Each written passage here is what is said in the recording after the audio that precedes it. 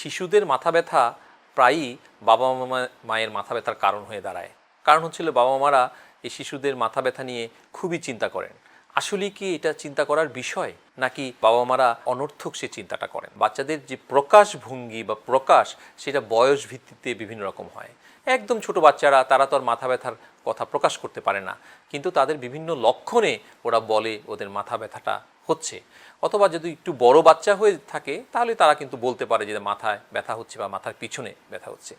তো বাচ্চাদের মাথা ব্যথা যখন হয়, সেই মাথা ব্যথাটা কিন্তু বড়দের মাথা ব্যথা থেকে বেশি গুরুত্ব দিতে হয়। তার জন্য কতগুলো কারণ আছে। একটা হচ্ছে সে ঠিক মতো প্রকাশ করতে পারে না। যদি মাথার ভিতরে আসলেই কোনো সমস্যা থেকে থাকে তাহলে সেটা কিন্তু অনেক দেরিতে সেটা প্রকাশ পায়। বাচ্চাদের সুস্থ থাকার আসল জিনিস হচ্ছে বাচ্চা ঠিকমতো খাওয়া দাওয়া করছে কিনা, কোনো খেলনা বা কোনো কিছু বাচ্চাকে দিলে বাচ্চা সেটা নিচ্ছে কিনা, বাচ্চা চোখের আই কন্ট্যাক্ট ঠিক আছে কিনা। তাহলে আমরা কতগুলো জিনিস দেখলেই বুঝতে পারি সেই বাচ্চা সুস্থ আছে কিনা। তাহলে বাচ্চা যদি সুস্থ না থাকে তাহলে কিন্তু আমাদের বুঝতে হবে হয় বাচ্চার কোনো সমস্যা হচ্ছে। সেই সমস্যাটা সে পেটে ব্যথার আর মাথা ব্যথা একটু ডিফারেন্ট ওয়েতে হয়। হ্যাঁ, তাহলে মাথা ব্যথার হলে বাচ্চাদের ক্ষেত্রে যেটা হয়, বাচ্চাদের ফিলিং অফ আনউইলনেস, যেটা আমরা বললাম যে বাচ্চা খেতে চায় না, আর বাচ্চা সবসময় খিটখিটে থাকে। একটা ছোট বাচ্চা কিন্তু সবসময় প্লেফুল থাকবে, সে খুব ভালো মেজাজে থাকে, সে খেলাধুলা করতে চায়, যে কোনো জিনিস সবসময় থাকে। কিন্তু বাচ্চা যদি খিটখিটে মেজাজে থাকে, বাচ্চা খেতে না চায়, একটা খেলনা নিয়ে খেলতে না চায়, তাহলেই বুঝতে হবে যে বাচ্চার মধ্যে কোনো সমস্যা আছে।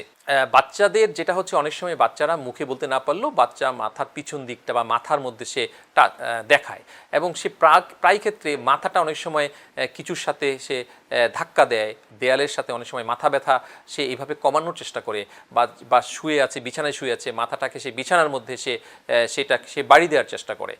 এতে কিন্তু অনেক সময় আমরা বুঝতে পারি যে তার মাথা ব্যথা হচ্ছে। আরেকটা হচ্ছে যে বাচ্চাদের মাথা ব্যথা বা সাথে সাথে বাচ্চাদের চোখের সমস্যা হয়।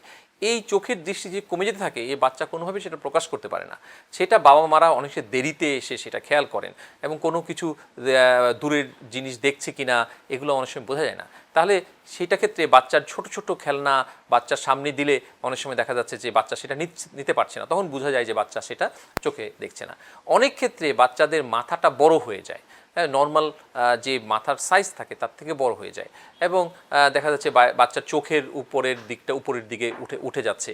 তাহলে এভাবে আমরা কিন্তু অনেক সময় বাচ্চাদের মাথা ব্যথার কথা বুঝতে পারি। তাহলে বাচ্চাদের মাথা ব্যথাটা কেন এত ইম্পর্টেন্ট আমরা বলি, যেটা আমরা প্রথমেই বলেছি যে এটা অনেক সময় দেরিতে প্রকাশ পায়, এতে দেখা যাচ্ছে সমস্যাটা অনেক বেশি হয়ে যায়। আরেকটা হচ্ছে যে বাচ্চাদের ক্ষেত্রে অনেক সময় মস্তিষ্কে টিউমার হতে পারে, এবং সেটা যদিও কম হয়, কিন্তু সেটা যখন হয় এটা মস্তিষ্কের খুব খারাপ জায়গার মধ্যে হয়। সেটাকে আমরা বলি পোস্টেরিয়র ফোসা, যেখানে আমাদের শ্বাস প্রশ্বাস, হৃৎপিণ্ড নিয়ন্ত্রণ করে যে সেন্টারগুলো আছে, সেই সেন্টারের মধ্যে টিউমারটা হয়, এবং ওখানেই হচ্ছে সবচেয়ে বেশি এটা হয়। মস্তিষ্কের যে খুব জটিল জায়গা, ছোট একটা জায়গা পোস্টেরিয়র ফোসা, সেখানে টিউমার হয়ে হৃৎপিণ্ড এবং শ্বাস প্রশ্বাস নিয়ন্ত্রণ করে সেই সেন্টারে সেটা চাপ দিয়ে ফেলতে পারে। তো সেই জন্য আর্লি এটা ট্রিটমেন্ট করতে হয়। আরেকটা ক্ষেত্রে হয় বা ছোট ছোট বাচ্চাদের ক্ষেত্রে মাথা ব্যথার এগুলো ছাড়াও খুব কমনলি মাথা ব্যথা হয়, যেমন একদম যারা স্কুল গোয়িং বাচ্চা, যাদের ক্ষেত্রে যারা হচ্ছে পড়াশোনাটা ঠিকমতো অ্যাডজাস্ট করতে পারে না, এনভায়রনমেন্টটা তার জন্য সুইটেবল হয় না, এবং খেলাধুলার সেই সুযোগ পায় না, এক্ষেত্রে কিন্তু সাইকোলজিক্যালি বাচ্চারা খুব ডিস্টার্বড হয়ে যায়। এই মানসিক চাপের জন্য কিন্তু এক ধরনের মাথা ব্যথা হয় বাচ্চাদের ক্ষেত্রে। এই জিনিসটা খুব খেয়াল করতে হবে। সেক্ষেত্রে পরীক্ষা নিরীক্ষা করেও কিন্তু তেমন কিছু পাওয়া যায় না। তাহলে এই জিনিসটা খুব ইম্পর্টেন্ট। আরেকটা হচ্ছে যে বাচ্চাদের চোখের সমস্যার জন্য মাথা ব্যথা হয়।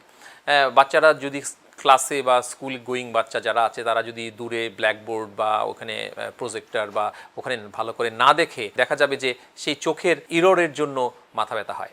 আরেকটা খুব কমনলি মাথা ব্যথা হয় বাচ্চাদের সাইনোসাইটিসের থেকে মাথা ব্যথা হয়। দেখা যাচ্ছে যে এই মাথার সামনের দিকে থাকে একটু জ্বর ভাব থাকছে, এবং মাথার সামনের দিকে চাপ দিলে ব্যথা পাচ্ছে, এবং এইগুলো হচ্ছে, এবং বাচ্চাদের সবসময় দেখা যাচ্ছে সর্দি লেগে আছে, কাশি হচ্ছে। এইগুলার সর্দি কাশির পরে যদি মাথা ব্যথাটা হয়, সাধারণত এগুলো সাইনোসাইটিসের জন্য হয়ে থাকে। তাহলে আমরা যদি চিন্তা করি যে বাচ্চাদের মাথা ব্যথা তাহলে আমরা কি কি কারণে হচ্ছে, মোস্টলি কারণগুলা হচ্ছে যে বাচ্চারা সাইকোলজিক্যালি ডিস্টার্বড হয়ে যাচ্ছে, স্কুলে এনভায়রনমেন্ট ঠিকমতো হচ্ছে না, মানসিকভাবে এক ধরনের মাথা ব্যথা হচ্ছে, সাইনোসাইটিসের জন্য মাথা ব্যথা হচ্ছে, চোখের দৃষ্টির এই রিফ্লেক্টরি এরর যার জন্য চশমা দিতে হয় এর জন্য মাথা ব্যথা হয়। আর হচ্ছে মাথা ব্যথা বাচ্চাদের ক্ষেত্রে কিছু নিউরোলজিক্যাল ব্রেইনে টিউমার বা ব্রেইনে অনেক সময় ইনফেকশন হয়ে যায়, ইনফেকশন হয়ে একটু মেনিনজাইটিস এনকেফালাইটিস এগুলোর জন্য মাথা ব্যথা হয়। এই কারণগুলো পরের দিকে আসে। এবং সেই ক্ষেত্রে লক্ষণ বোঝার জন্য যেগুলো আমরা বললাম যে হচ্ছে বাচ্চাটা যদি ঠিকমতো একদম ছোট বাচ্চারা প্রকাশ করতে পারে না, সেক্ষেত্রে বিভিন্ন অন্যান্য যে লক্ষণগুলো আছে, খেতে না পারা, খেলতে না, প্লেফুল না থাকা, এগুলো দেখে আমরা বুঝতে পারি, বা বাচ্চার মাথাটা স্বাভাবিক থেকে বড় হয়ে যাচ্ছে কিনা সেটাও আমরা দেখতে পারি। তাহলে এরপরে আমরা যখন বাচ্চাদের এটা হবে তখন আমরা সেটা পরীক্ষা নিরীক্ষা করে নির্ণয় করে নির্দিষ্ট চিকিৎসা দিতে পারবো।